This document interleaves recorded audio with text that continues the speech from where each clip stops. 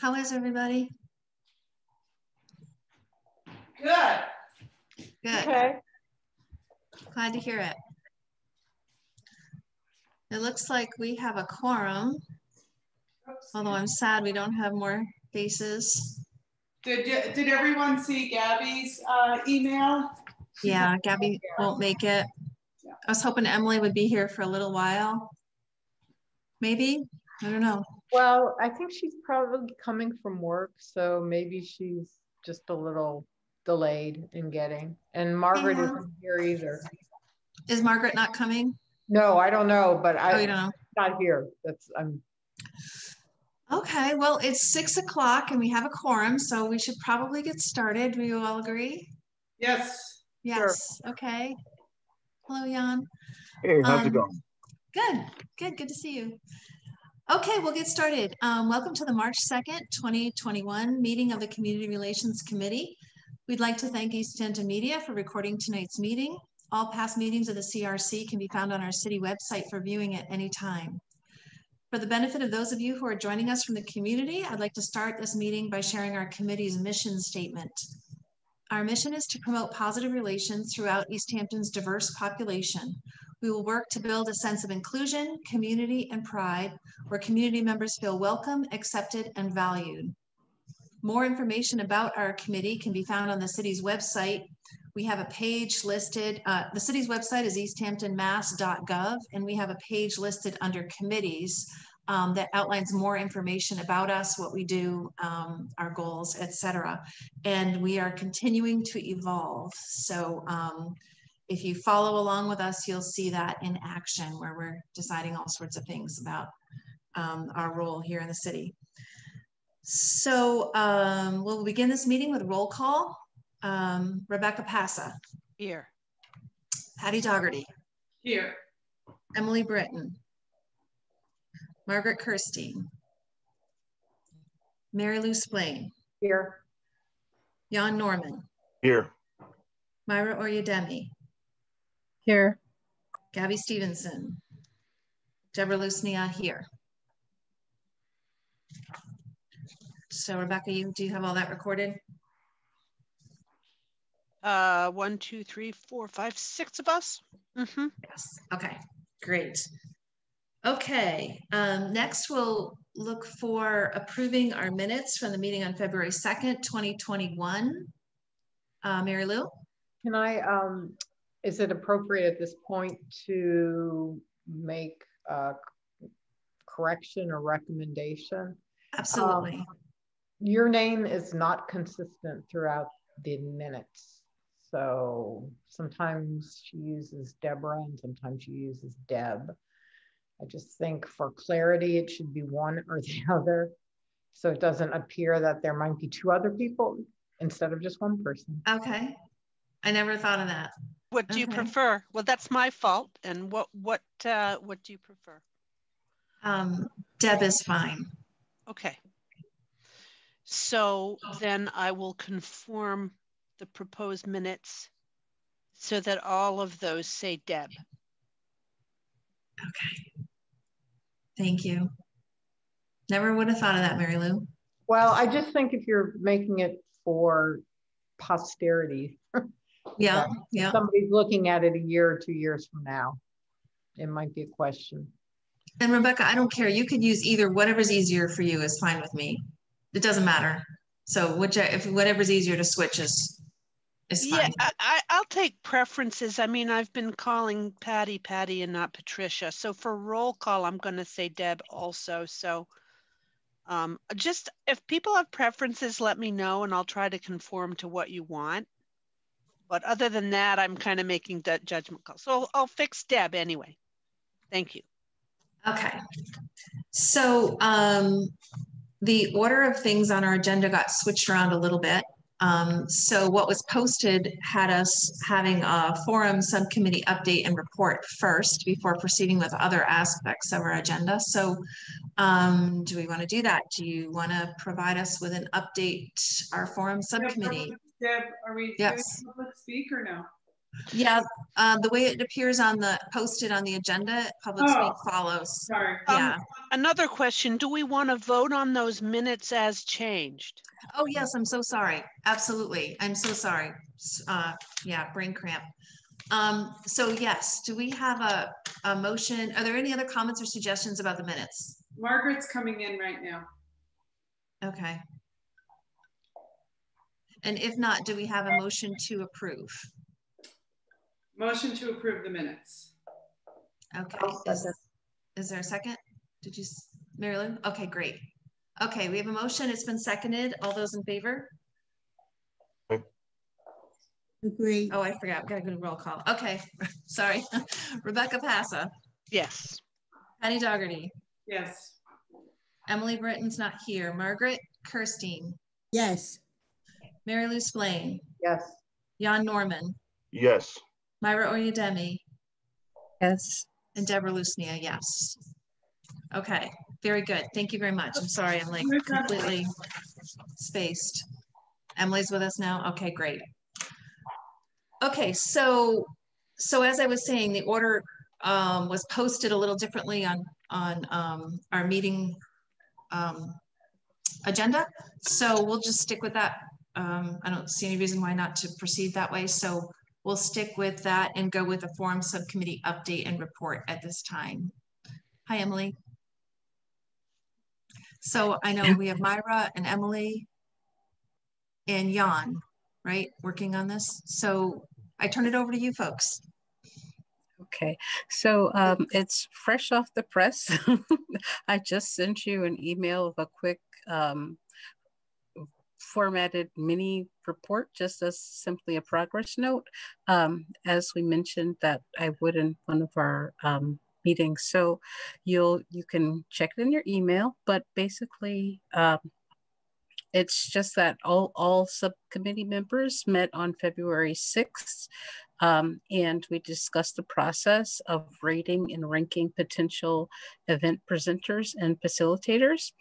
And members of our subcommittee, Jan, Emily, and myself, developed a rubric for the selection process that keeps in mind the agreed criteria, which was organizations that are diverse, organizations that are familiar with the context of Massachusetts, Western Massachusetts, and/or Easthampton, and/or willing to get to know those aspects about our demographic and location, and organizations with a track record for an online interactive event. And so at this point, we have received suggestions from the CRC, and we have divvied up the presenters, and we'll be using the rubric to engage with the potential presenters.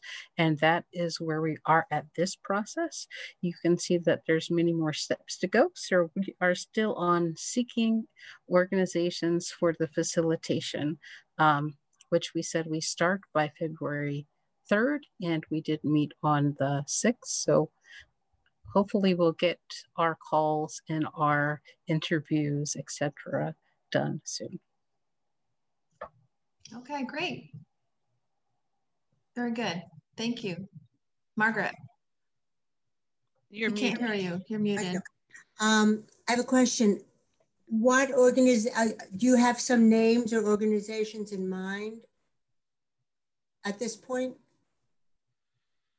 Yep. People submitted names and organizations. They emailed them to the subcommittee.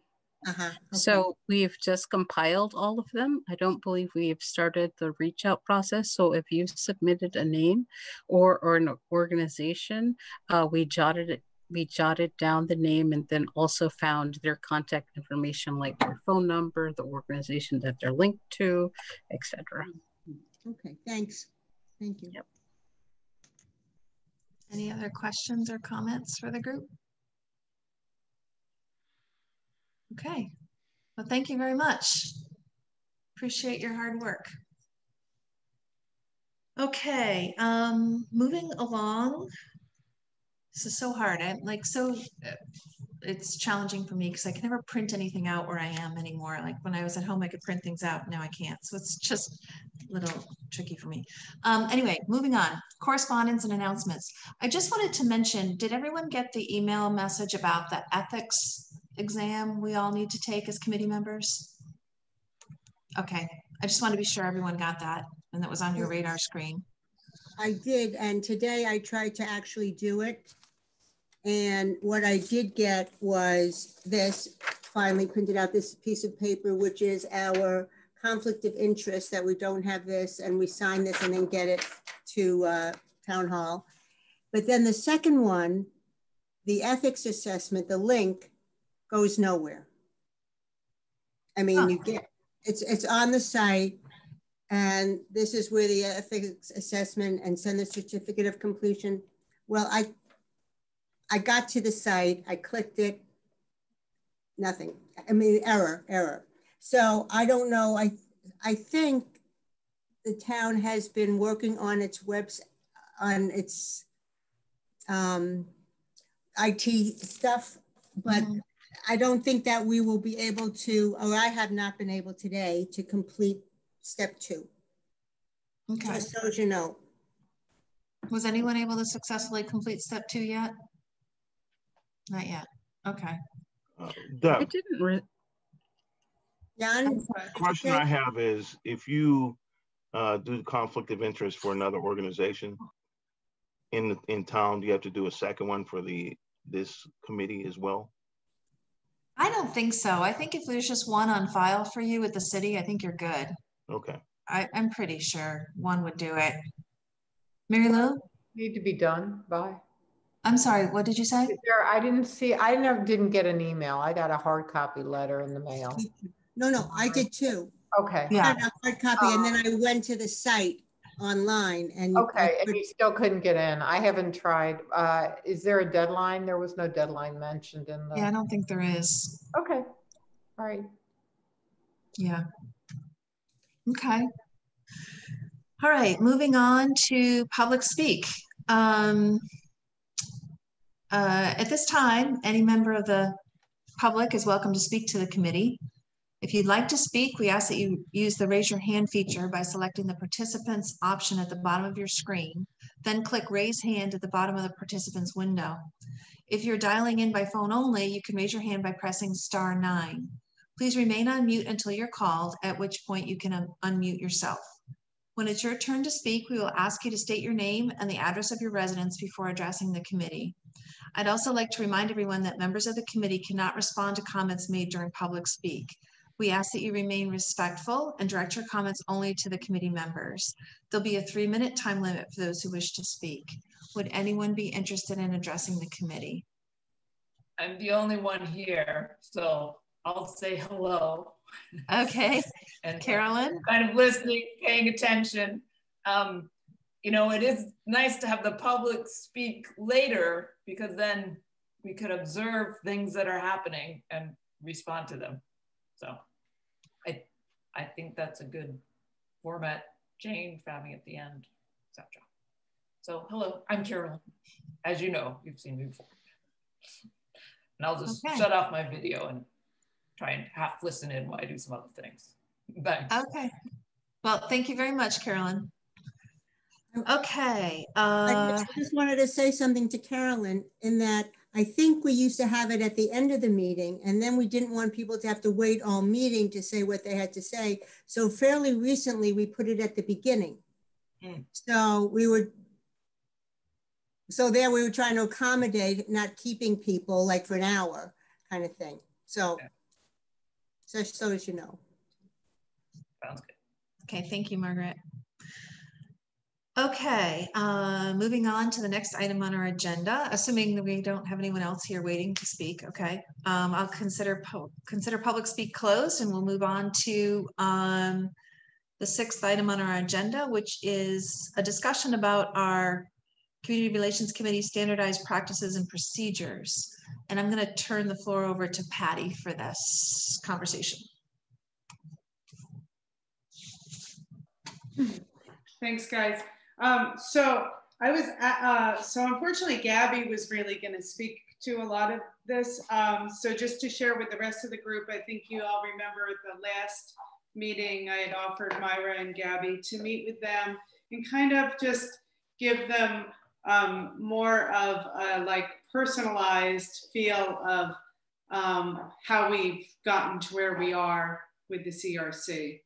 And I shared with them, you know, some of the challenges we've had with starting and stopping and the challenges the pandemic has, you know, presented, which it has to a lot of things. And we had a really, I think, Myra, I think we had, and maybe you can jump into and yeah, if I forget something. But I think we had a really interesting conversation. You know, we talked a bit about some of our processes. And I guess I'll get to those right off the bat. Oh, so I did review with Myra and Gabby sort of the 3 things that we had all decided, you know, from our work session 2 Decembers ago, about what our goals were going to be, which were the forum, the incident report and follow up on that, and then community outreach and the good, including but not limited to Facebook, our website, the potential good, great neighbors outreach we all talked about, which is kind of fell to the side a little bit. Anyway, so we did review that as well, just to kind of spark everybody else's memory about where we were headed pre-pandemic. But I think some good things came up, and some of these have been addressed, sort of like have been talked about a little bit over the last few months. And I think it is really good that we have a little bit of a formal conversation and talk about how we can maybe do some training around addressing these things. So the things we came up with that we seem to be struggling with a little bit as a group. Number 1 was, and this is not in any like number 1 was, you know, this is the most important. But agenda building and public speak and our policy around public speak, and new member onboarding. And I think also, and I guess we're throwing sort of in there a little bit, you know, but let's not go there. We're throwing, I think on the agenda, it said something about the process for the incident reporting. But maybe we'll put that to the side. And, you know, we talked a little bit about agenda building in terms of, and kind of what I you know, and it's really interesting, right? We have in our own heads kind of what we think the way, you know, that things are going. But then in particular, you have new folks join who don't have that background and are like, well, wait a minute, what about this? So, which is totally terrific. So, you know, in my mind, you know, we're trying to build the agendas so they're supporting the goals that we have, which were the forum, the incident reporting, and community outreach. And I think we have been doing that.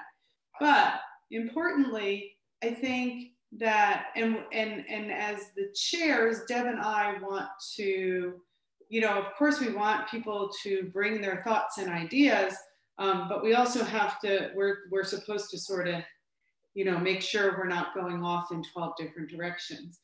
But how can we as a group, you know, do agenda building where everybody, I think importantly, feels heard and feels like, hey, this is this is an important thing, and it actually does fall under, say, community outreach or something. And one of the things we talked about, I don't know if I'm getting into too much detail here, but one of the things we talked about was having like a parking lot so that, you know, somebody could bring something to the agenda. And for example, you know, somebody could bring something and we could be like, look, we haven't finished, that's a great idea, but we haven't finished the incident reporting policy and procedure, and we're still working on the forum. So, you know, can we put this over here? And once we get, and then we as a group can start prioritizing some things. So I think we need to, I'm not saying we're gonna figure out agenda building tonight. That's not gonna happen. And there's more to say on all this. The other thing was around public speak. That I thought was important. And I think Gabby had suggested some training on that. Myra, can you jump in on that a little bit for me? Sure. I think you pretty much hit all the details of the other portion. So well done. In terms of public speak, similarly to wanting to clarify agenda building, we also wanted to figure out and clarify public speak. And we did mention that kind of in a context of a working session or having more capacity around what our practices and policies would be, but at the same time making sure that what is decided upon as a group, as our practices and policies are also in line with open public meeting law, and that we may have some capacity building in terms of bringing in a speaker, whomever, that could kind of give an in-house like development about public speak, and then also we could have some bit of back and forth about what that may look like. And I don't want to speak for Gabby because I know she took impeccable notes, and that she was thinking that this might be a potential subcommittee at some point that could kind of be a bit of a think tank around policies, so it doesn't take up a lot of time. And then once we have a presenter, these things can be kind of already semi-developed, so we're not starting from scratch, and that we'd have a ways to solidify what our public speak would be, and also having it centered around public meeting law, but also what we wish as a committee for it to look like. Did that pretty much summarize it? Yeah. Go ahead. I have a question, and Deb, I don't know, maybe you can answer this, or somebody who's been on other committees, but it seems to me that we're following the public speak that City Council does. Mm-hmm. And I'm just wondering, is that sort of the standard? Does a committee have the leeway to decide how they're going to handle public speak? I guess that's my question, is if there's a certain practice that we're following now, what's the leeway, I guess? So can I jump in there? Sure. What I think is that, yeah, we are trying to follow what the rules are around public speak through the City Council and the other committees. Although there seems to be some leeway, which can be granted to the chairs to decide to allow to have some rule changing or whatever, like on the spot. So we talked about this, Myra and Gabby and I, and I think this is something we have to find out. That's honestly, I don't want to have that. I don't want to, as a chair, have you know, sort of this idea that I could somehow allow for more public speak from one party than from another. Do you know what I mean? We also, and that apparently there have been instances of this in committees. And the other thing, I think importantly, Deb, you and I talked about this, and Gabby and Myra and I talked about it a little bit. We can't, this goes back to the video, you and I had talked about potentially not allowing that. So there are some things that we could say we're not gonna do, we're not gonna let people do during public speak. And we need to decide on what those would be. So there is, I don't know all the answers, and that's the point, kind of. We don't, you know, like, we don't, I feel like I don't know all those answers. And I also feel as if our, you know, there seems to be, you know, do we have a little bit more latitude in our, because of our committee and our makeup and our charter, and because we've been given this directive by the mayor at the, you know, and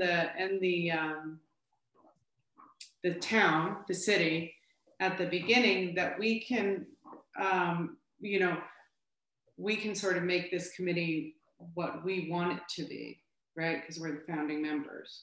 So I think there's a lot of questions around that. So I'd just like to add a comment. Oh, Margaret, go ahead.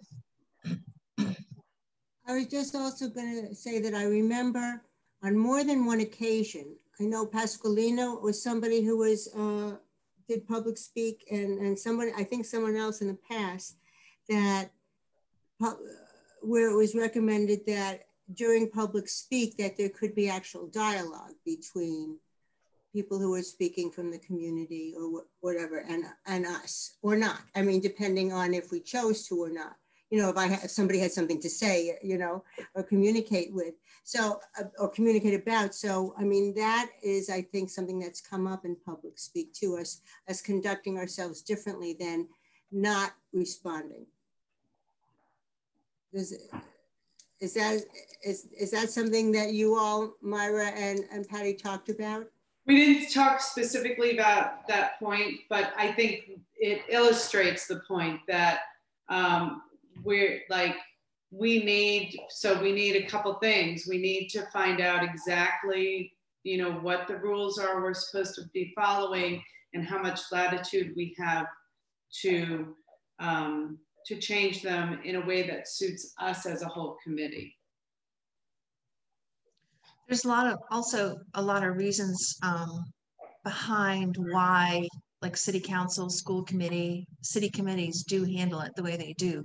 There's a lot of reasons, like for not having dialogue, reasons why that you can, and you know, it's certainly something to discuss, but there's a lot of reasons why certain things aren't handled the way, you know, you might think is nice on the surface. There's a lot of reasons why that might not make good sense for us as a committee. But anyway, go ahead, Myra, I'm sorry.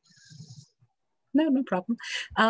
So I think this discussion was kind of in the global, well, and with the overview of having all people have access to the same information of why things are the way they are or why they're not, and then thinking of, say, future members, because there's openings, so that everyone starts off with having the knowledge of what the public's, you know, speak rules are and how we're engaging. So not necessarily that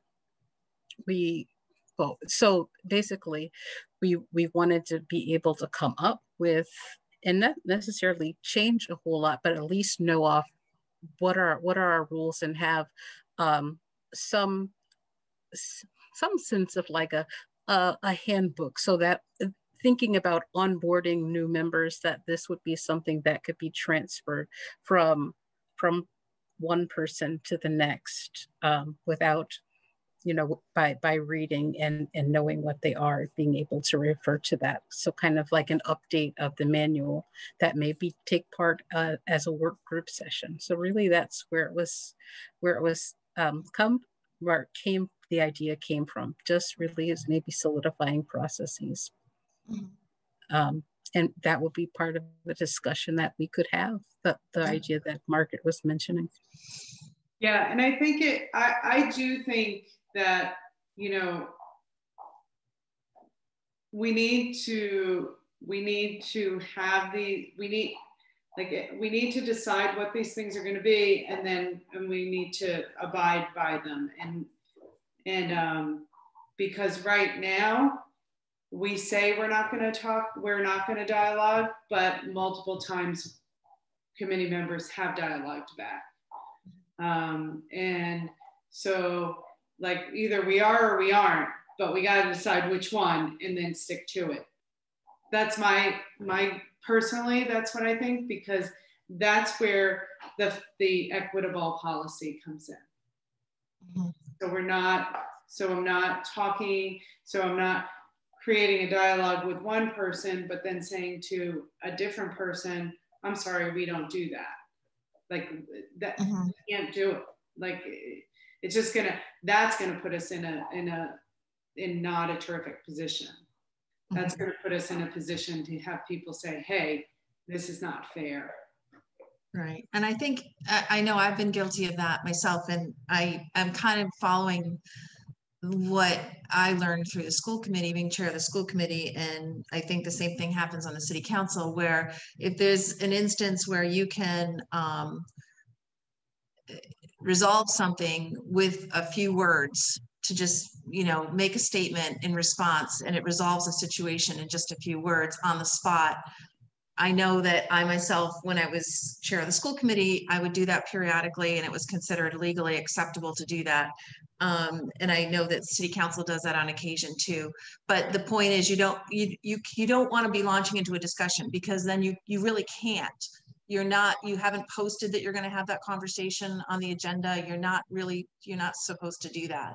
But if there's like, the exception is if there's just a really brief comment or statement that could follow, that could answer the question or resolve it or not be a discussion, then those exceptions have been made.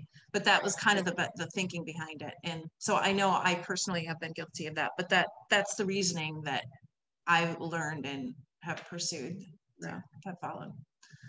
But I think too, in you know, in this idea of everybody, of the group, our group, the whole committee, like really understanding what, and it's not just public speak, right? What the policies are around agenda building, what they are around public speak, what's happening when we're bringing on new members. It can only help us be more effective and as colleagues working together, and, you know, to be able to move forward to do the work we need to do with the community. So I think it's important to figure out a way for us to work on this and spend some time potentially in some sort of work session to get potentially a facilitated session also to get some of these things addressed. Because I think that will be the baseline for us to be able to work together, like to know we're all on the same page and we're all in the same field and we're playing together, you know, to move forward. That's my opinion. But I'm open to other people's opinions. I think that's a great idea personally. I think that'd be great. Everybody else seems to agree? I would also be open. Yeah, I would also think I would also put to the group, maybe not for discussion now, but maybe to just send, is there other things that are not clear that we should be addressing? Or if somebody wants to say it now, that's fine too. One comment I just want to make, this kind of backtracking on a detail, but like, for example, that instance where someone submitted a video for public speak, and quite honestly, that came in like the day of the meeting. And I sort of thought, oh my gosh, I've never encountered this before. This is like so new with this whole Zoom world. I don't know what to do with this. If this is something we should be, are we obligated to play this or are we not? What, I don't know. So I reached out to the mayor's office, who reached out to the city attorney for a response, whether what to do in this instance. And the city attorney got back to me and basically said that we as a committee, in advance of receiving anything like that, could vote to not allow video testimony for public speak. But in the absence of having that policy already in place, we should air it. So we would certainly have the right after the fact to decide that we do not want to accept that means of communication for public speak going forward. But without a policy like that in place, we needed to accept it at the time. So just as an example, just a lot of little details, but I totally agree. I think it's a great idea, Patti. Any other comments on these topics at this moment in time? No, okay. Here's what I'm thinking.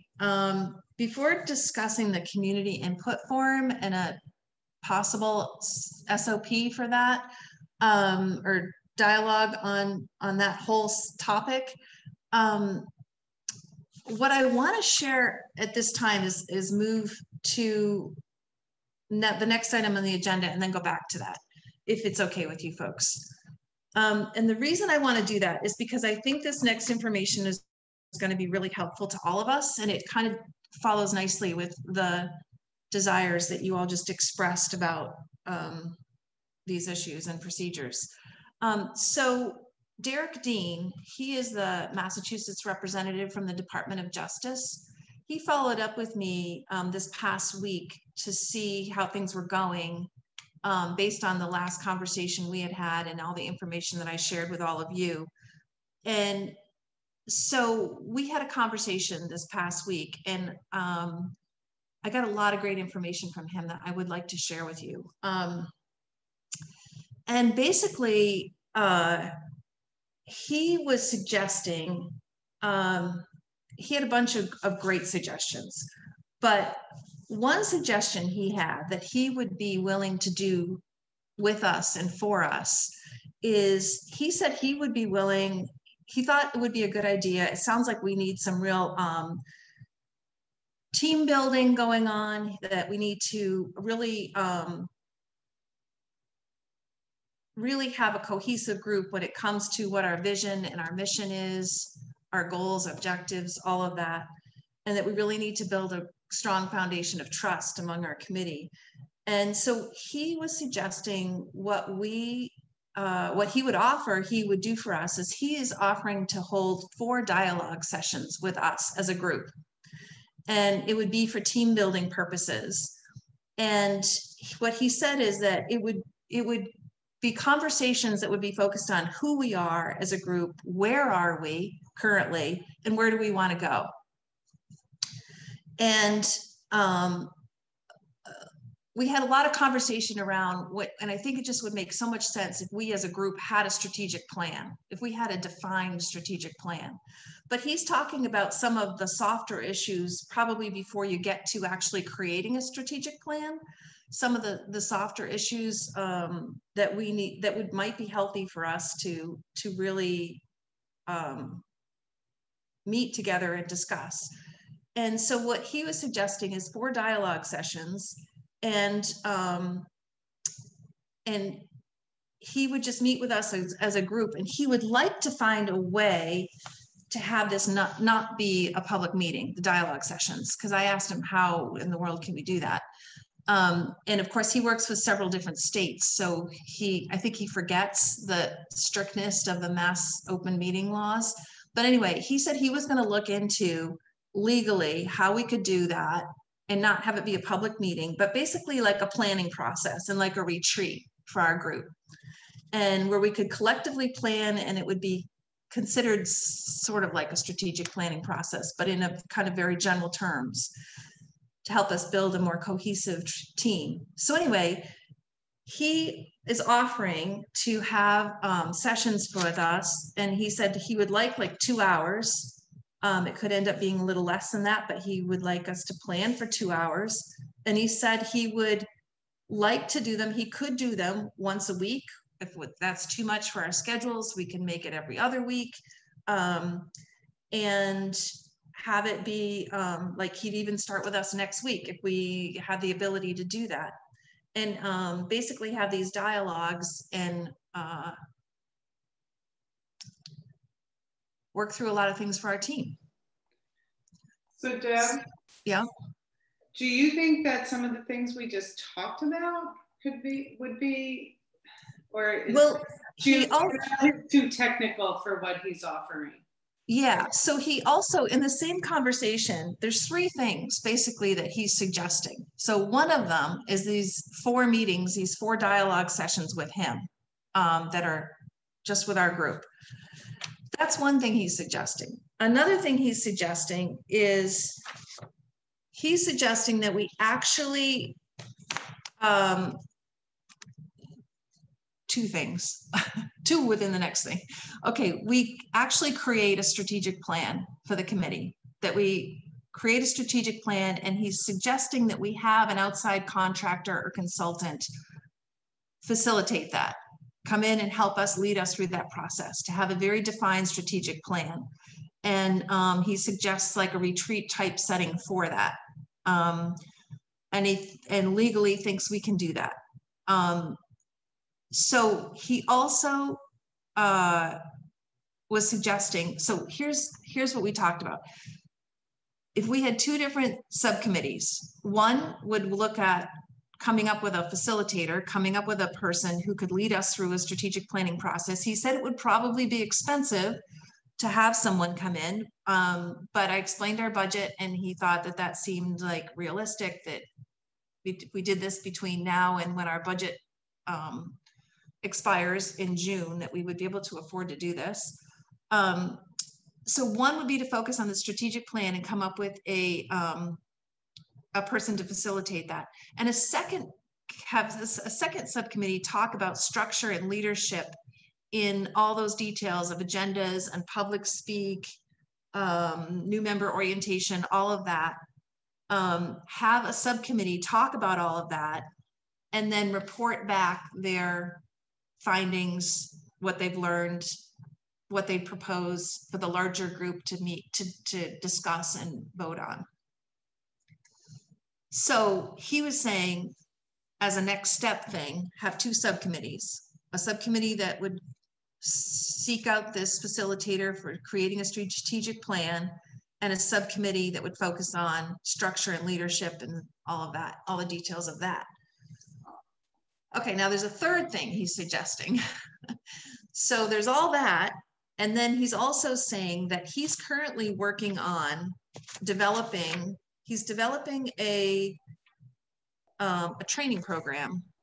His agency is developing a training program that's specifically for CRCs, and it's guidelines for effective CRCs. And it also overlaps with this whole strategic planning idea of focus. And the thing is, it's in the process of being reviewed and approved at this point, this formal training program that he has created.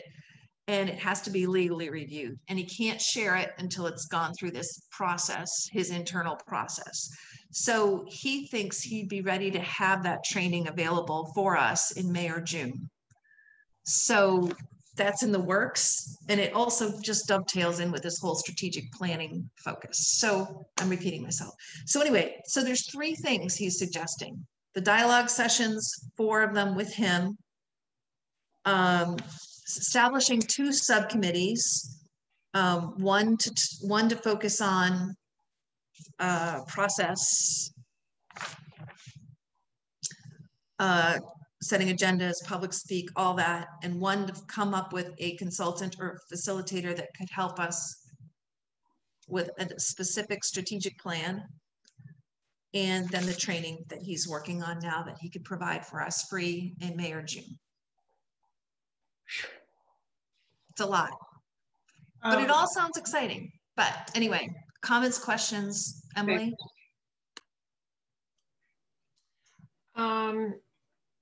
I was wondering if we could meet him. Sorry about that ding. It's my oven. Meet him and ask him some questions, or you can just send our questions. I mean, I guess I would want to meet him. Yeah, and it's interesting. The word strategic plan sounds like, you know, a company I worked for back in San Francisco during the dot-com boom, and it sounds like systems redesign for a huge system, and part of me worries that that's getting away from what we really need to have, which is difficult discussions and conversations between groups of people in the community. It's just my concern. And I guess I would love to see like examples of strategic plans from different CRCs to see whether like we really need that. Well, I think that would be a great opportunity when we meet with him to ask him those questions, have that conversation, ask him what he thinks. And I keep seeing it keeps coming up for me in my mind when I think about like, okay, we even talk about agenda building. Well, if we had a very specific strategic plan, when things come up, we would be able to say, okay, does this fit into our strategic plan? Does this part of, you know, what we are striving to do? It helps us steer the ship nicely. I think if you have very clearly your strategic plan, it helps you with decision making always going forward. But it would be great for you to have the opportunity to ask him those questions, have that conversation.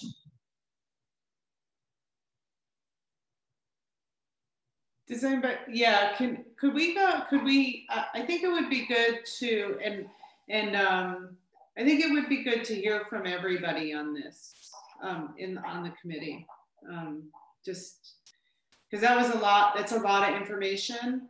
And I think, you know, me personally, I do think that, you know, utilizing the Department of Justice Community Relations Service as a resource is, you know, is a positive thing for us. I mean, that's what they're there for, to support us in our work. So, and I guess what I think there's a you know, there's a few different ways we could go. I mean, do we have to do all of those things? Maybe not. You know, do we just meet with Derek once and see what we want to do from there? I think there's a lot of options, and I want everybody to feel comfortable about what we decide, you know, ultimately to do. So can we get a little feedback from the whole, you know, everybody one at a time? Myra? Sure. I tend to think having outside eyes and voices can be helpful. I also have some questions, and that I'm wondering about the time commitment and if this is something that's concurrent with what we're currently doing or is in addition to, you know, to try and keep the momentum of those 3 proposed goals going, or is this like a pause in what we're doing to create that stable foundation that wasn't quite stable to begin with? So is it kind of like a restart to start and develop a stable foundation, or are we still moving as we're building it? So those are just my questions. Like, does this pause everything that we need to do in order to come up with processes and procedures, which we probably would have been a good starting point? But being that we're not at a starting point, how do we bring this in as we're continuing to hopefully build on something. Like if we're moving forward with a forum, are we stopping that so that we can get back together to have, as I call it, groupness of the group? So are we developing groupness as our first? Oh, look at the psychology people smiling, and social workers too. So anyway, are we restarting with groupness of the group and building a foundation and then going forward? Like, I'm just wondering. I asked I'm just wondering how. Can I just jump in real quick? Yeah. Yeah, thanks. I think that's a great question. And I think that's something we need to, we as a group need to talk about and discuss about, what do we see as a priority as the group moving forward, so yeah. I just wanted to share that I asked him that question, basically, Myra. I asked him, how does this fit into what we have going on? What's happening now? And he was basically saying, you have to get your house in order first. And he would highly recommend that we don't do things in the community, like take our first large step out with an outreach program in the community until we have our house in order, until we're sure that we're all on the same page as a committee, that we are well educated and very comfortable with each other and with all of the details of our committee before we take a step out into the community and do any kind of outreach into the community. So his advice was, get your house in order first. Resolve any and all issues you have in-house. Make sure your committee is cohesive in mission and vision, and you're supportive of one another, you're trusting one another. You have to get your house in order first before you should step out and do anything in the community. That was his response to that question. Mary Lou. I wish he had been around 2 years ago when we started this. I'm interested to see if there's a workaround. I don't think this kind of dialogue works well if it's an open meeting. I think people are going to be a little less honest, forthcoming, whatever, if we know that it's recorded and available for people to look at as we work through this process of learning to trust each other, learning to, because it sounds like it's going to be a big time commitment for everybody on the committee. Mm-hmm. And to have it in front of the public while we're hashing this kind of stuff out, I guess, makes me uncomfortable. Yeah, he did say that he was going to try it, because I raised that as a concern, and he said he was going to look into how it could not be a public meeting. He's looking into that. That's his homework assignment, is how to be able to do this with our group, not as a public meeting. And he seemed to feel confident he could figure out a way to do that. So that's what he's working on. He's going to call me tomorrow to see what the group decides tonight as in terms of what we're interested in, how we'd like to proceed. And that was his homework assignment, to see how we could do this with it not being an open meeting. So I think he's committed to that. Margaret? Margaret, yeah. When the CRC first started to meet, we had trainings that were not, we had several trainings before we ever had a public meeting. But it was legitimate that it was not recorded in public because it was a training on group cohesiveness more, learning some about each other and all of that kind of stuff. So I don't see it as that complicated an issue for us to be able to do that as a training, as a group training that isn't open to the public. Margaret, do you remember when, was that, I have Well, and I guess we'll find out what Derek finds out, but do you remember, was that in part because we weren't officially meeting yet? I don't know exactly. Yeah, I'm not sure. That might have been a caveat. That is the caveat. I specifically remember them saying that once we started having open meetings, the meetings had to be open and any work session had to be recorded and people could come in, and while they couldn't participate, we didn't require a public speak. It was still a recorded session and it was available for the public to attend and or view. So it's my understanding that everything we do from now on, once we actually had our first open meeting, has to be open meeting because of the open meeting laws. That's my recollection.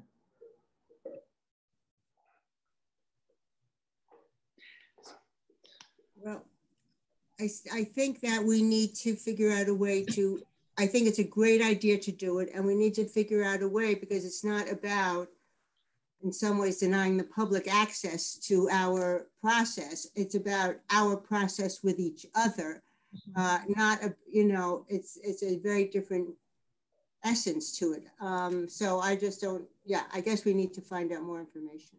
So yeah, let's find out more information, but can we also hear from Jon and Rebecca in general about the suggestions that Derek has made through Deb? Yeah, sure. I personally like the suggestions. I mean, having more information, and especially someone who's already doing this, I think gives us more information on how we can become more knowledgeable in a stronger group in this process. You know, there's a lot of questions that come up still that, you know, we continue to look into, and you know, it might be that this person coming on can say, oh yeah, this is what this is how you deal with it, because he has that information, you know. So, and that would be helpful for me to just know, you know, exactly what I can do, how I can help better, and you know, feel more confident in doing so. Rebecca? I think it's great to have the input and more input. I'm wondering, given the things to work on, whether we need a work session. I'm also wondering whether he would be willing to attend a work session and let us ask him questions. Yes, it would be open to the public, but maybe that would give us some, at least, flexibility to hash out some things. And I think, oh, go ahead. Well, that's pretty much, you know, what I'm thinking about. So I'm glad that you're meeting with Derek. My sense is that others of us would love to be hearing what he's got to say and being able to ask the questions. So I'd love for all of us to have, whatever the opportunities are, to have him either with all of us together or in whatever groups seem to make sense. Well, I think he's proposing he'd like to meet with everybody, like have these dialogue sessions with the entire group. That would be the goal. Yeah. Can I ask a question just to clarify, because I've heard a couple different things.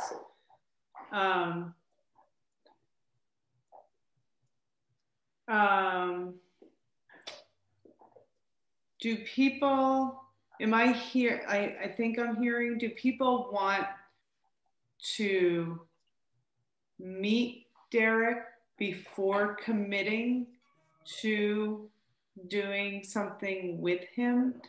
Or could we consider, if we can do a session,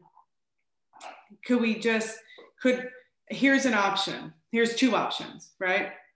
Could we if people really want to meet him before saying yes to any of these things, I suppose we could just have him come to a meeting and speak. The other option could be that we find out that we can do these sessions with him,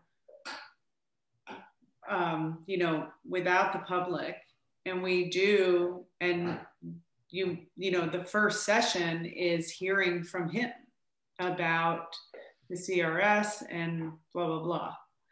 So anyway. I think that's his intention, is to have a dialogue with us. They'd be dialogue sessions. So I think his point is he wants to meet with everybody, have a dialogue. I'm sure that through that dialogue, we could shape, form how we want this to go, what we want covered, what's important to us, what, you know, lead and guide this, because he's just wanting to do it to serve us. It's all just about us. He doesn't have an agenda. Like, he doesn't have, he made some comment, which I thought was interesting.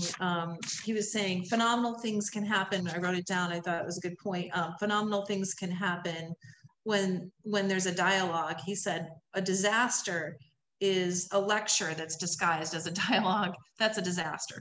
But anyway, I mean, and just my point is that I think he just wants to talk with us.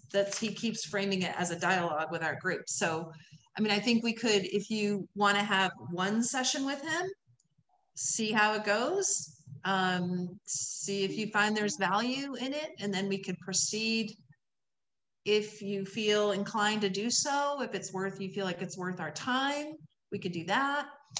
But I mean, I definitely, this isn't like a presentation he wants us to sign up for. This is not, you know, he's not going to be lecturing us or teaching us. He wants to have a dialogue with us. Yeah.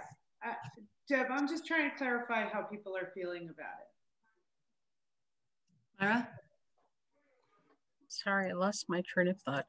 I was thinking, I'm thinking that it's something that maybe we all want to pursue. It seems like each person wants to pursue, but we still have those questions that need to be answered before we are all in that decision-making process to say yes. Like, what's the format going to be? Can it be open meeting? Can it not? Is it a training? Is it a working session? So maybe before, like, we're figuring out how those things go, maybe those questions could be answered first, then people are answering with a little bit more informed decision. I think I'm hearing from Mary Lou, she's not comfortable with this taking place in an open meeting to hash out things between the group, and depending on the depth of the dialogue that we want to have, how the format that it takes place is on people's, concerning people. For me, who's eager to want to get started, I'm also concerned that this might stop some little bit of momentum that we have. So those are just my thoughts. I would love to have dialogue and conversations. I would just like to know how, and I'd really like to know what a retreat looks like via Zoom. Mm-hmm. I do know that people do. A friend of mine is a facilitator and for a group out of UMass, and they just did a weekend-long retreat on Zoom. She said it was definitely more challenging than doing it in person, for sure. I'm wondering this though. I really think that it would be important at this point in time for the group to meet Derek and hear directly from him. So I'm wondering if we could say that if we could schedule a work session or whatever we want to call it with Derek that was not public, and use that as a way to answer some of those questions besides the whether it's public or not question. I think that might be helpful to us, and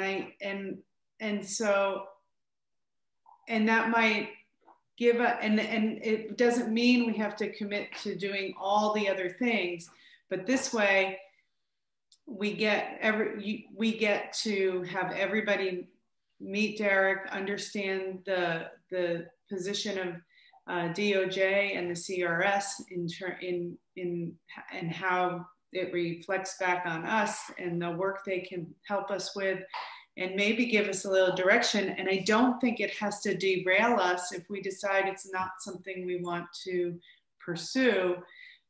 It would just be a meeting with him and we could see how it goes, as long as we know that it would be not public. So think about that. What about, you know how not long ago, a month ago, 2 months ago, we met on our meeting night like tonight, and then we scheduled a half-hour meeting for the following Tuesday to kind of, we were working on the press release about the insurrection, and we wanted to just approve it and get it out. So what about something like that? You know, not a half-hour meeting at people's convenience, and his convenience, obviously, when we can do it, and then get to talk to him, see who he is, sign on or not sign on. Well, I'm just wondering, oh, when you say sign on or not sign on, what are you saying, like attend if you feel like it, that kind of thing? No, I don't mean that. That we then will, the members of this CRC will see who this person is. We will have asked the questions we need to ask. We'll know whether it can be, you know, I don't think I'm willing to do it if it's public. I'm not willing to do it if it's public. Well, so, okay, yeah. So let's just. That's the bottom line for me.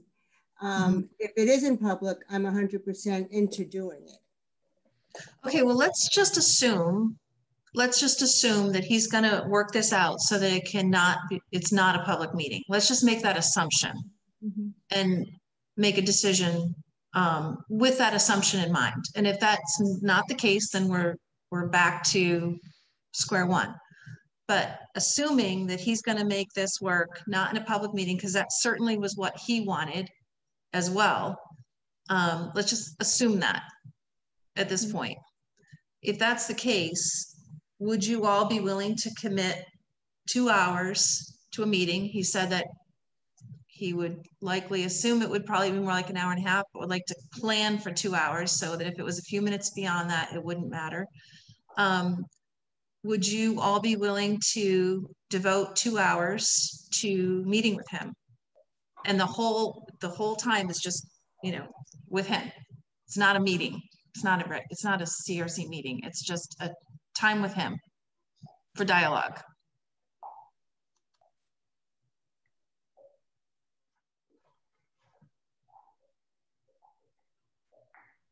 So I'm certainly willing to meet with them however it works out. I mean, more help, the better. I'm just concerned about, you know, if we can do, this is the first Tuesday of the month, if we can do the third Tuesday with him, you know, that kind of thing. Yeah, he said now here's the other thing too. I know his schedule books up fast, like he's in high demand in general, but he did say that he could do it next week if we were interested. He could do next week, but I'm sure we could push it off for 2 weeks from now if that's better for everybody. Whatever you think. I think Rebecca always has a thing. She can only do first and third Tuesday. Yeah, I do have a second and right. So second and fourth Tuesdays are not good for me, but it looks like we have first, third, and fifth Tuesday this month. A fifth Tuesday is okay. A third Tuesday is okay. Okay. And obviously it would be if, oh, sorry, I'm unmute. God. I think it'd be really important that everybody be able to make it. Yeah. I agree. There's no point in doing it if the whole group isn't. If we can't, right, we all really need to be in attendance. So would the third Tuesday work for everyone? What is the date? Does anyone have that in front of them, what the date is? The 16th. The 16th? We also would have to check with Gabby also, but so whether Emily, this and Emily. Yeah. And Emily, yes, sorry, I realized she left. Gabby and Emily. Yes. Would we be looking at a 5 o'clock to 7 o'clock time? I don't know. We normally meet starting at 6. I don't know. I think Emily can make a 5 o'clock. Yeah, that's right. I think she right. works until 5 at the VA, at least until That's 5 right. at the VA. So I don't think she'd be able to make a 5 o'clock. would the 6 to 8 work? Would 6 to 8 work for people? I think it would have to be that for Emily. Right. I can do 6 to 8. Okay. So everyone that's currently present, you would be willing and able to, interested and able to participate? Okay. All right, so to have takeout. What'd you say, Myra? It was a little joke. I said I'll just need to have takeout on that day. do we have dinner? Do we have a budget for that? For takeout for Myra? For everyone. Oh, we could work on it. I guess we could. Well, that'd be great. Should have food at training things, right? Yeah. Work session type things. We should have food. You're right. We should, yeah. We'll have to work on that. Virtual food. Right. Yeah, we'll have to eat virtual food. All right. So first off, before he calls tomorrow to hear what we decide, we need to find out about Gabby and Emily. Okay. So I'll send a message out to them. Okay. Can I just ask one question that you probably don't have the answer to? I know that there's openings. Do you know if they're going to be filled soon? So, and if so, would that be something to consider while we're having this dialogues or setting up these dialogues? My thoughts exactly, Myra.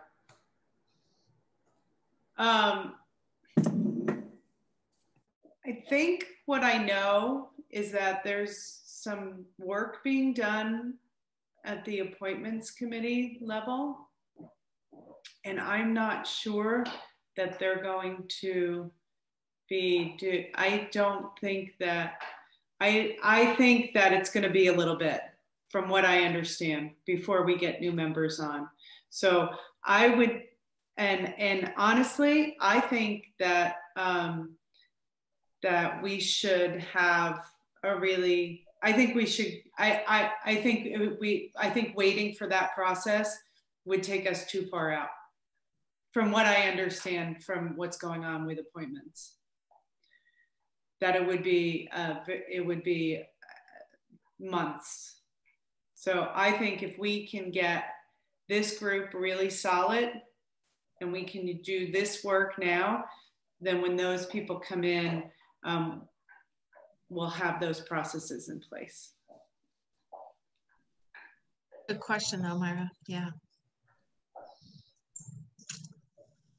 Okay. All right. So, all right, we have a plan, assuming that Gabby and Emily are on board and it could work for them. I will tell Derek we want to do that on the 16th and hope that that date works for him as well. I'm assuming it will. And see what he says about the public meeting thing. And if he cannot work around that, then we'll let you all know, and I'll get back to you and let you know that, okay, we're back to the drawing board to figure something else out. So we'll hope for the best. Margaret? How about just having the backup date based on, I don't know, check with us now with Emily and Gabby's schedule for the 30th, for the 5th Tuesday, in case somehow they can't do the 30th. I mean, excuse me, the 16th. Is that possible for all of us to do the 30th as well? Possible for me. Does that work for everybody? Mm-hmm. Okay, good idea. Great idea. And then, so I guess I just want to know for the subcommittee, what that means. If we're, like I said, are we pausing? Are we not calling organizations and individuals until this first meeting? What does that mean for us in terms of action steps? I wish Emily was still here. I think, or maybe the subcommittee, we should call each other and figure out what we want to do.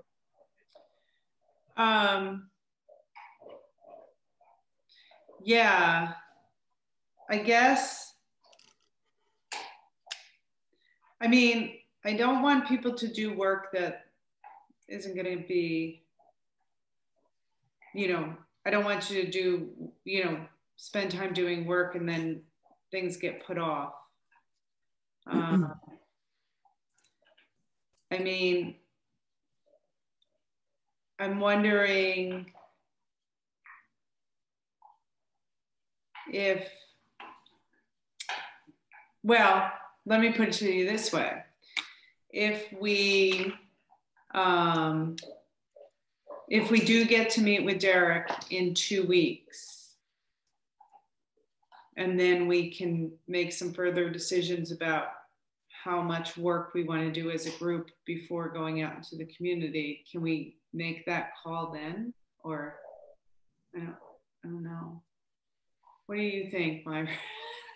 You guys are the committee. I mean, but that's not fair. I think we all, I think it is, I mean, we need to support you and, you know, figure out whether this makes sense to go forward with a forum if we're feeling like we need to, you know, do this work first.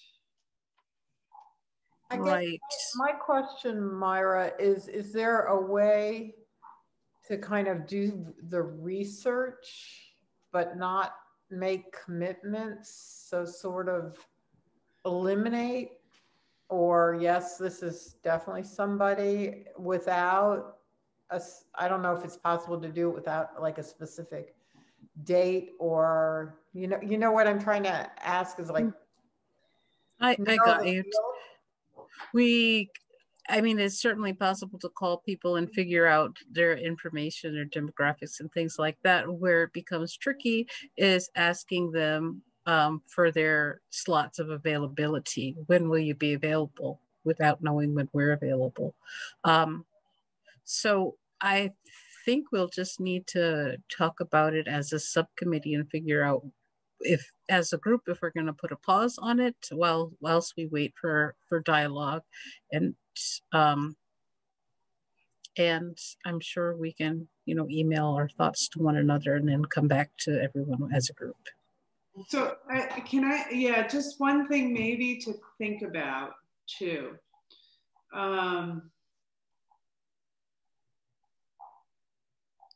Is considering where we're at in the process with finding facilitate, you know, an organization to facilitate, or two facilitators, whatever we're looking for. So it's March at this point. I mean, does it make sense? And I you know, I am not somebody, I'd love to be, you know, make a decision and act on it. And like for us to be, you know, to do the things we say we want to do. So it's really hard for me to always step back. But I'm wondering if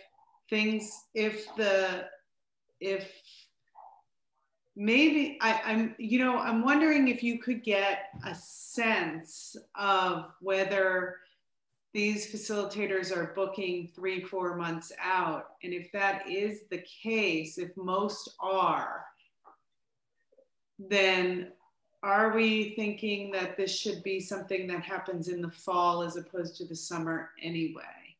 And then we'll have to go and find out. And I don't know, Deb, is it your understanding that we'll have the same budget in the next fiscal year? I don't know. I think the mayor's intention is to continue to fund us. I think that's her goal and her intention, but I haven't heard her actually say that we could tentatively plan on that or anything. I know that she's expecting to have funds for us, but I don't know, or if she knows what that would look like. So maybe we could have a follow-up and just ask if it's a use it or lose it type of thing, and when we must use it by. Well, that is definitely true. We have $5,000 to use by the end of June. And if we don't, that goes away. And then it's a new budget cycle. So we have $5,000 between now and then, but that will go away. And what it will be after that, I don't know. I don't think she knows. I'm just guessing. Is that something we can use to pay for things that, like Derek, if that's an expense, or what he proposes as expenses? Well, Derek he's is free, but the idea of a facilitator to take us through a strategic planning process or something is not free. And he was suggesting that. He was suggesting that we try to book someone with the resources we have through the end of June. Try to book someone, because in his mind, that would be an expensive person, I guess. Like, I don't have any experience with having an outside resource for something like strategic planning, so I don't know. But I had told him that we had $5,000, and I had told him that we were planning this forum, and he's thought, well, if you have that money, he would suggest, using it to secure someone to facilitate a strategic planning process. So that was his recommendation. So he suggested setting up a subcommittee and have a search process for hiring someone to come on board to help us with that. So then I guess we as a group need to decide. I guess that's the point. And we might not have enough information to decide that tonight. I mean, I know I want to be able to tell that to say to the subcommittee, but it sounds like we need to decide as a group if we're going ahead with the forum, or are we going to take a step back, take a pause, as Myra said, and do this work and then do a forum. And maybe we can't decide that. I would not want to decide. I think it's only fair to have Emily here when we're having that discussion. I mean, financially, I think it's possible. I don't know what you guys think, but I'm thinking financially, I think it's possible we could do both. But that's just one aspect of it. But do you think, like, human resource wise, it's possible to do both? I mean, that would put the subcommittee in a interesting position to be doing all, if we're doing all this other work. It's a lot. Yeah, it's a lot. Yeah. No, I agree. That's a lot. And I'm sorry, I'm not having a good answer. I guess I don't want to, I want everybody, I guess, to think about, I guess what I think is that everybody really needs to think about how they feel about it. And yeah. I know his advice was get your house in order first. Make sure you've got a cohesive group, make sure that you're supporting one another, make sure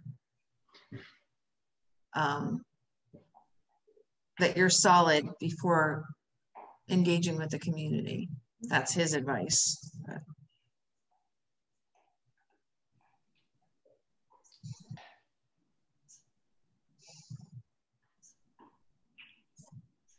Any thoughts on that, anyone?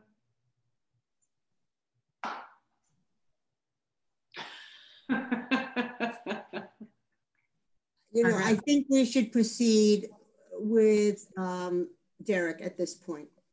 And if that means waiting a week or two to know for sure whether we're going to be working with Derek or whatever, that's fine. You know, just to pause. I think for the subcommittee on the forum to just pause for at least a few weeks. I don't think it would hurt anything to do that. Do you? Myra, how does that feel to you? Now you're officially the lone person here. Jan has to take off. So. Well, this requires me to have lots of takeout. No, I'm kidding. I feel like, you know what? If the group needs to recenter, it's a good time to recenter. It's a good time to have direction and focus. I just think at this point, we kind of need to make a quick decision because June will be here before you know it. Reaching out to people should be happening like right now. If we're taking a pause, that means we really need to decide what we're doing. So if we pause 2 or 3 weeks, June will be here before you know it, and we won't have anything planned. Mm-hmm. So unfortunately, like, it kind of is what it is. If we're pausing, then I don't think we'll have things secured by June. And I'm okay with the pause, but that's how I feel. Well, looking on the bright side of things, because I feel we all need to, perhaps if we wait till fall, we could actually do something in person. That's a good point. If you believe people in power in the administration, people should be everybody who wants a vaccine is supposed to have it by July. But at least if we have it September, if we have it in October, you know, the possibility, I mean, that would just be, I think that would increase the number of people who would come, just because people have been so cooped up and, you know, ready to, you know, to try new things, socialize, get back in the swing of things. I mean, you can look at it that way as a possible in-person event if it's, you know, if we delay it. Okay, well, let me regroup with Jan and Emily, and then we can send like an email of our thoughts on it, because I don't want to speak for the whole group when they're not here. Okay. But certainly I can relay the things that they've missed whilst I had to step away. Great. Okay. Thank you, Myra. Thank you, everyone. Okay. Next on the agenda is to discuss the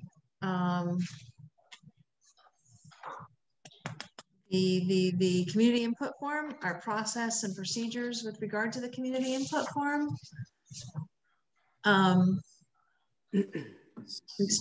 Still okay, just checking.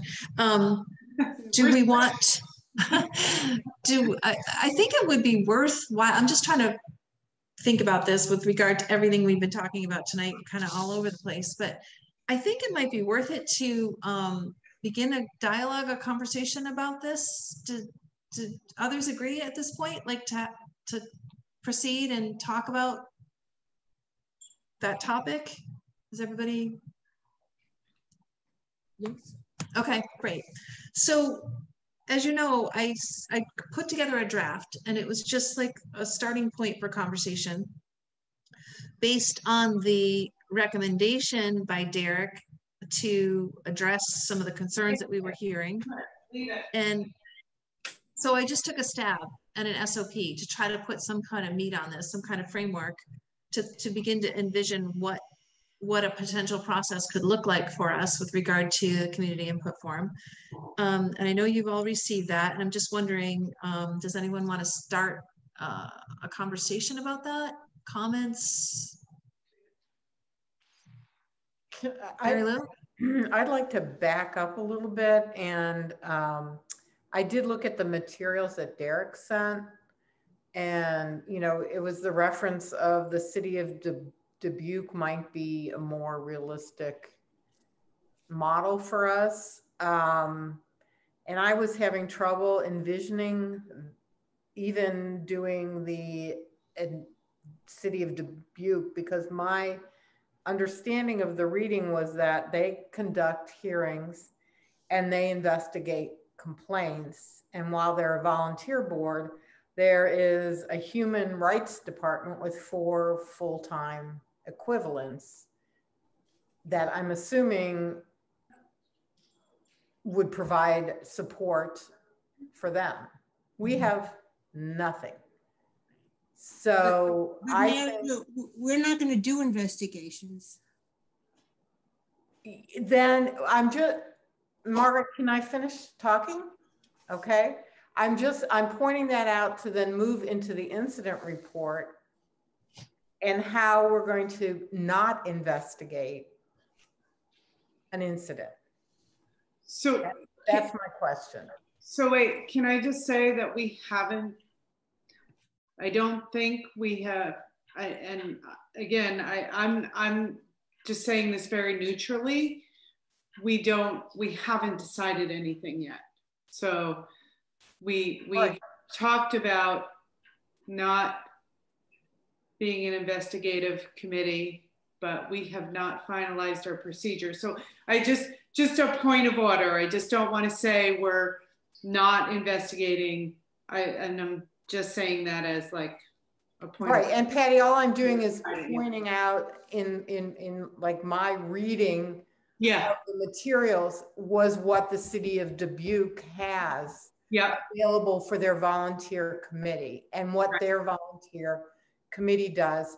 Just because Derek, my understanding was that Derek mentioned that city as closest to the city of Easthampton and what we might look at.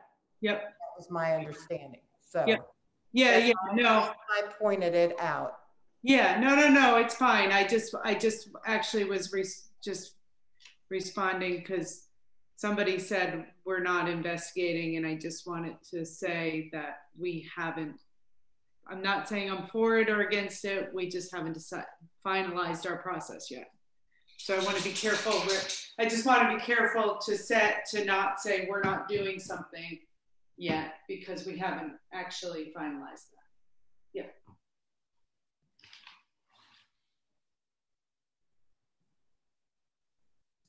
Comments, Margaret? Deb, the potential process you have put out is fine.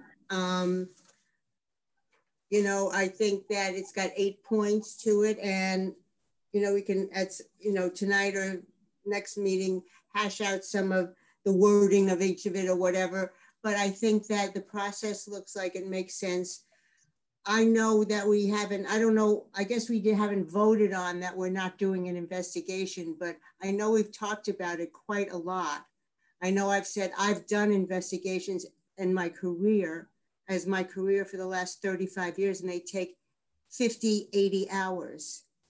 Okay, so this is not something that I am ever going to do on this committee. That's all. I'm just saying it's a limit I have, and I don't think any of us want to do that. I mean, I've done this as my work, and I never got paid for 3/4 of what I did. So, you know, so I just see it as an enormous, and then there are all issues of confidentiality and access to data and information and all of that stuff that I think is a rat's nest for us to get into. So that's all. I mean, I don't think that, process aside, I think we need to be realistic about what we are going to do as a committee. Oh, yeah, totally agree. Yeah. Myra? And I'd like to take 2 steps further back and say, I think that this would probably be an excellent conversation to have as part of that working group, and kind of working through the process and having direct questions that we can ask. Sorry, just one. Sorry. Oh, now I'm getting notes. Oh dear. This is what happens when you're meeting and you're cooking stuff in the oven.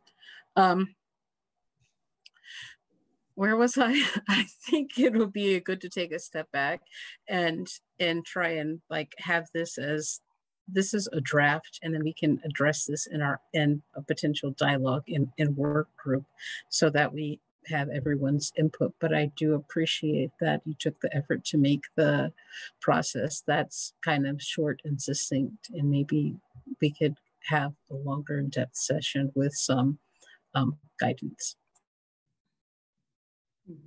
I second Myra, because I actually have a whole sheet here of questions and concerns and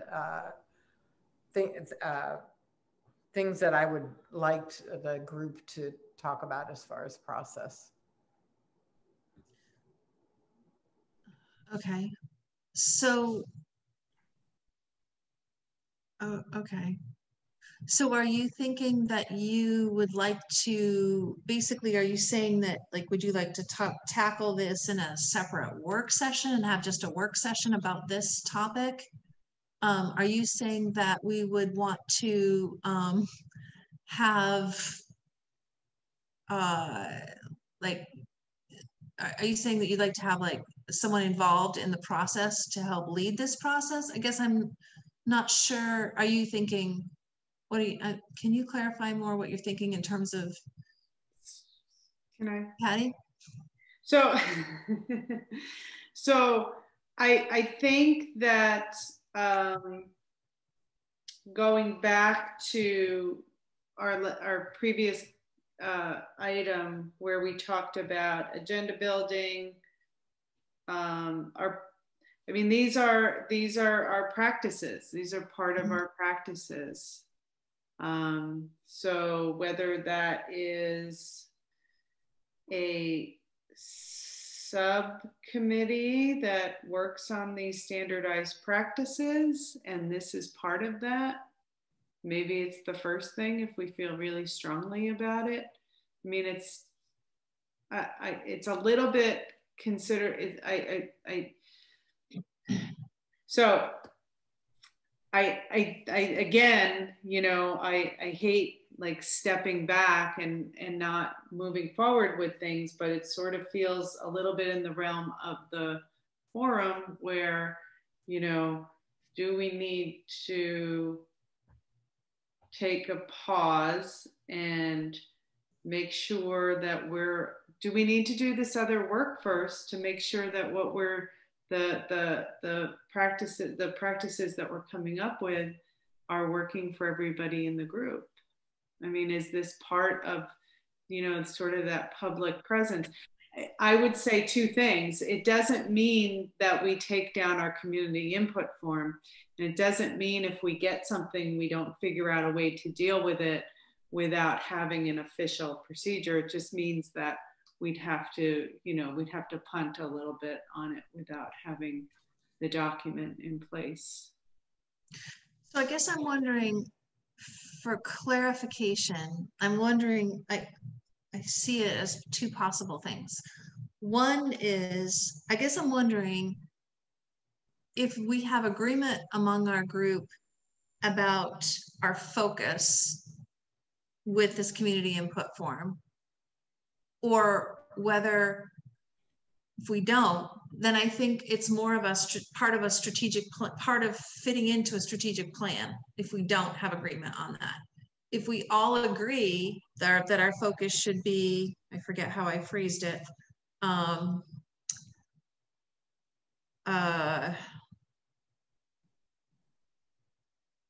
bear with me for 1 second. Collecting and disseminating information, reporting feedback, holding departments accountable, giving public feedback, that that would be the focus for us as opposed to investigatory, then maybe it's our approach going forward is like to do with systems and procedures and like clarifying all of this and formalizing all of this, etc. So I guess what I'm wondering is, are we in agreement for the direction that's outlined here for us, our role as a committee? Or are we not? And if we're not, maybe we have to pause, because it kind of goes back to our vision and our strategic plan and our overall goals and objectives. So I guess that's where I'm wondering. Margaret. You know, I'm thinking that, for example, the process that you've laid out in this, you know, I see the CRC, and maybe that we need to have more conversation, but I see the CRC as kind of the liaison between a community member and some issue that they're unhappy about, right? And I'll use the, you know, I think of my neighbor who's upset with the school because they don't take her son's peanut allergy seriously enough, for example. I've had numerous conversations with her about this. You know, so let's say we get a complaint like that, and we are the liaison to the school to say, you know, and follow something like this. That to me is not doing, quote, an investigation. That to me is being a liaison. So when I think of our vision, I see it as a liaison person, not as an investigator, as a facilitator, not an investigator.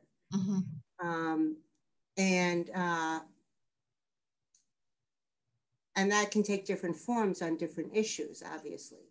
So I don't know if we need more discussion on that or if that's helpful, but I don't see that we can have at least an initial intake form like this. And if we need to change it, or we want to change it, or it needs to be modified, we'll do that. Well, so the form itself has been approved and is on our website. This form. Oh, okay. Yes, I know the form, but this process. But right. Mary Lou, did you want to jump in?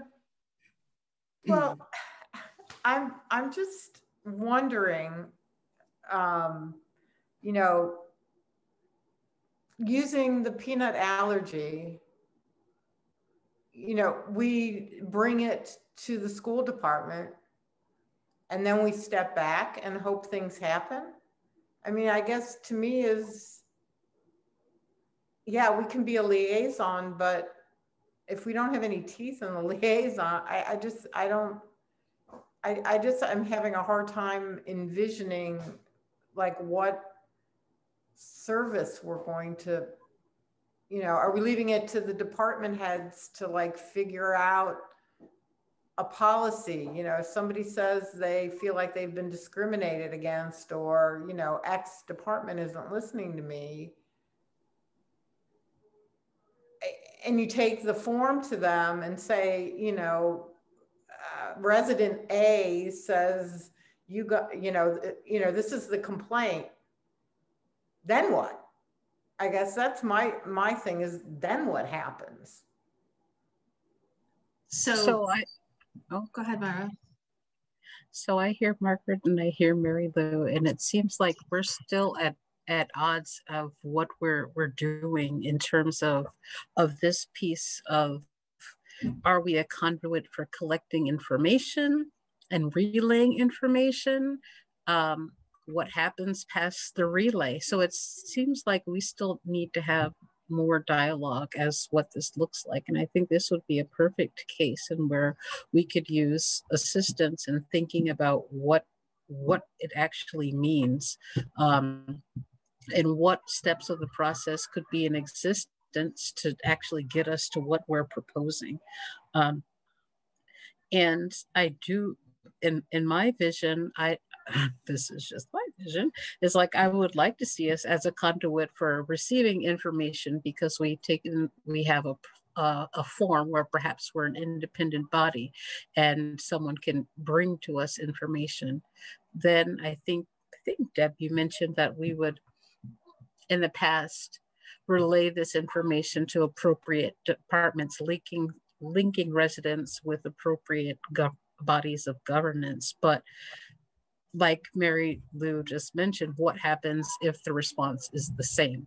you know, where they're still not getting anywhere. How do we then, as someone brought up in public speak, are we moving to the point of advocacy? Do we move them to another level of governance, or another person a step ahead? That was meant by Jean Francis at our last public speak. Like, so thinking about what does this look like when community members' needs aren't being addressed, even if we've taken a step to connect them with governance. And I think that's perhaps where we can have some capacity to see what that would actually look like.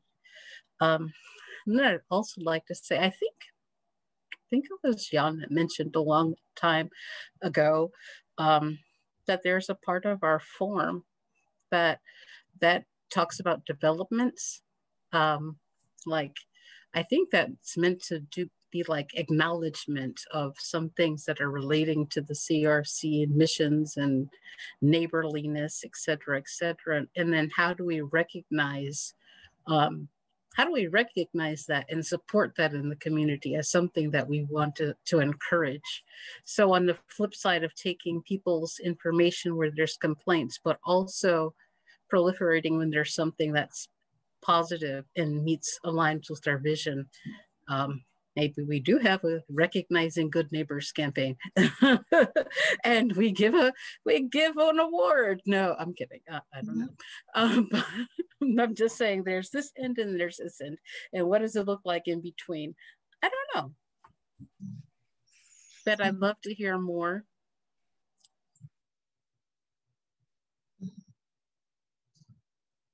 I know that one of the things that Derek had shared is he was just saying that he thinks there's a tremendous need to be met in communities where to ensure that follow-up even happens. That so often he said in his history, and this is me paraphrasing, so forgive me if I don't get it exactly right, but in his experience, he'd say like 90% of the time, disgruntled people in a community, they're upset because they've complained somewhere and they've heard nothing back, or you know they're just not getting responses. And so to even be able to provide the service of making sure that people are heard and that things are communicated and there's absolutely 100% a response in a timely manner, however that's established, whatever that timeline is, provides a tremendous service to the community.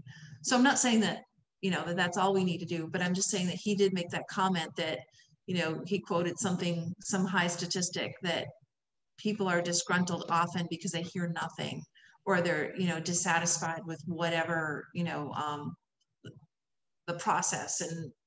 And so to the extent that we can help the process and that we can ensure a response, a meaningful response, would solve so much. So he had just shared that with me. Right, and there's a lot to be said for shining the light publicly on something, right? Mm-hmm. So it's easy for somebody in a department to get a series of emails and phone messages that they've just opted to not deal with. And then if somebody, you know, but it's different than us coming to their door and saying, hey, you know, this is now a public complaint. Here, there's a paper trail. This is going to be discussed in a public meeting. And, you know, there's a lot to be said for that.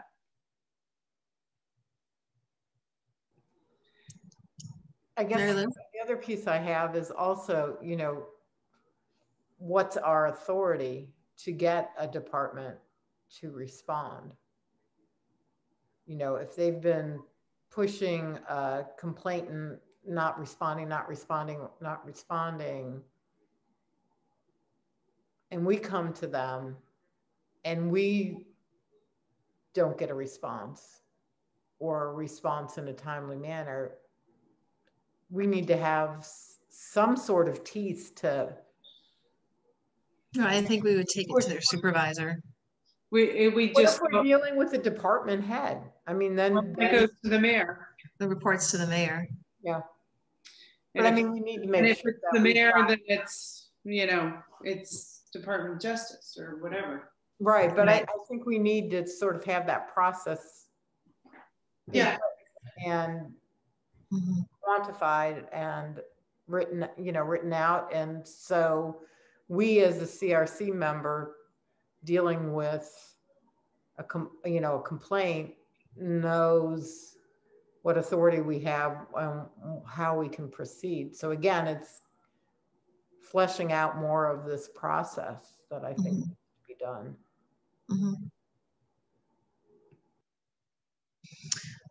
Okay, so okay, back to the question. Do you want to set up a work session to work through this? Do you want to like meet with Derek first, have dialogue, see where all that goes, and then see how we proceed with this to flesh this out as a next step?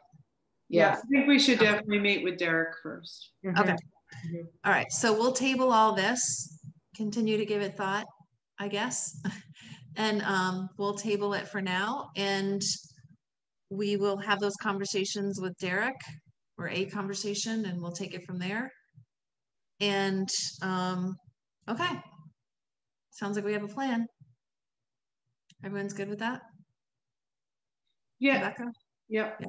Okay. Yeah, I don't know if I think I already said this once, but I really don't think it's bad for us to take our time with things. Yeah.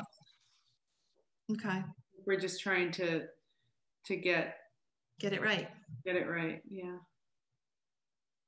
Okay, sounds good. I agree with you, Patti. The worst thing is for us to have to backtrack, and once we get a complaint and then look like we don't know what we're doing. Okay. Sounds good. So that brings us to establishing our next meeting date. Shall we assume our next meeting is going to be the dialogue with Derek? And